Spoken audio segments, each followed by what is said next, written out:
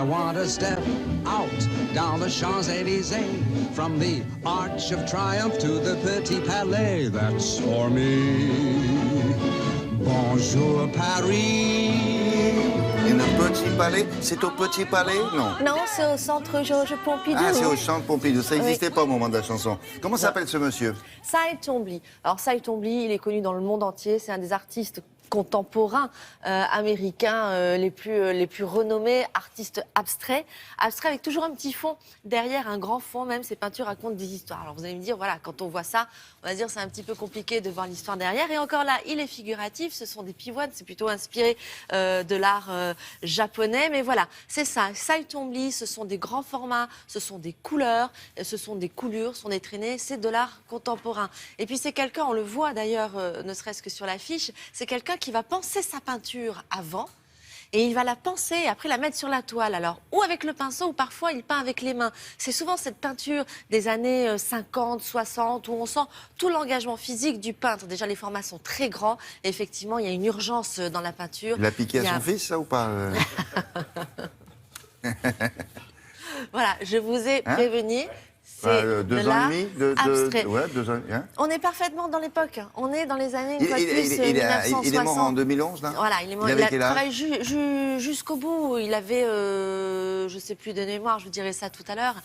Il avait plus de 70 ans. Il a travaillé jusqu'au bout. Grande carrière, extrêmement connue, extrêmement célèbre, souvent exposé en France, parce qu'on le connaît bien en France. Il a beaucoup travaillé en Europe. Enfin, disons qu'il a beaucoup voyagé en Europe. Il est allé aussi beaucoup en Afrique du Nord et ce sont toutes ses influences. C'est quelqu'un de très érudit. C'est vrai que quand on voit ça comme ça, on n'a pas l'impression qu'il peut s'inspirer d'un Monet, par exemple.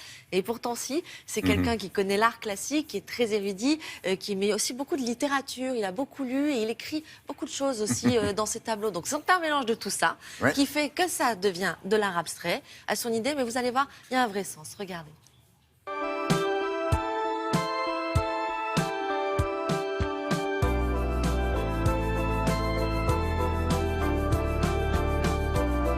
L'exposition que nous avons conçue est en fait un voyage de la non-couleur vers la couleur et se termine en un véritable feu d'artifice de couleur. La peinture de Cy Twombly est une peinture abstraite, mais il y a une trame narrative. Par exemple, c'est le voyage du dieu solaire égyptien Ra qui traverse l'horizon du petit matin jusqu'à la tombée de la nuit. Cy Twombly a réfléchi sur l'assassinat de John F. Kennedy à la fin de l'année 1963.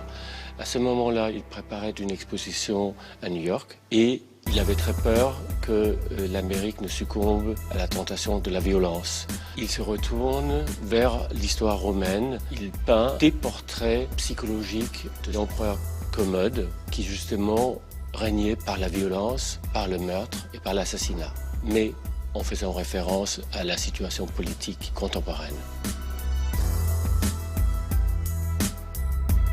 Cy Twombly était un homme qui avait des connaissances très vastes dans beaucoup de domaines. Il voyageait beaucoup, il lisait énormément et tout ce qu'il voyait, tout ce qu'il lisait l'influençait et l'aidait à produire son art. Il inscrit des mots, des noms ou alors il cite des poèmes très volontiers dans ses œuvres.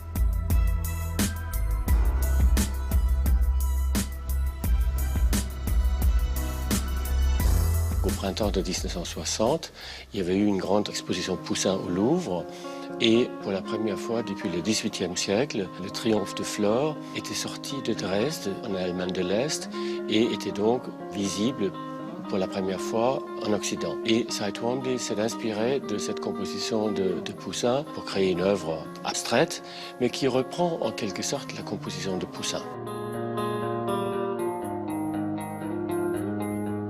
Vers la fin de sa vie, Cy Twombly s'est tourné vers l'Extrême-Orient. Il a regardé l'art japonais notamment. Ça se voit dans une série de toiles qui évoquent pour nous les nymphéas de Monet, qui était également d'inspiration extrême-orientale, ou alors dans des peintures de pivoine et qui en plus comportent des haïkus japonais. Le travail de Cy Twombly exprime la beauté. Et je pense qu'aujourd'hui, à Paris, nous avons terriblement besoin de beauté et une exposition comme celle de Saïd Twombly au Centre Pompidou peut l'apporter. C'est une rétrospective assez complète. Il y a combien d'œuvres, là? Oh, il y en a 150, facile. Ah oui. Ah oui, c'est une grande rétrospective. Tout- C'est vrai qu'on en prend plein les yeux parce que déjà, les formats sont assez exceptionnels. C'est beaucoup de grands formats. Et finalement, ça marche quand même très bien ensemble. C'est une peinture qui est saisissante. Et puis, c'est surtout qu'ils ont quand même osé, un jour, dans les années 60, faire ça. Ouais, alors qu'à l'heure faut oser. actuelle, en Ouais. 2016, on fait moins d'abstraction. On revient au contraire à la figuration, à Oui. vraiment à la peinture qui représente des choses. Voilà, on n'est plus là-dedans. Donc, c'est Alors, à si voir ça vous jusqu'au a 24 intéressé, avril. c'est au centre Georges Pompidou. Pendant les fêtes, là, ça Ah reste... bah oui, c'est ouvert tout le temps. Tout le Non, temps. non, je veux dire jusqu'en janvier, au-delà. Ah, avril oui. 2017. oui, oui. Merci.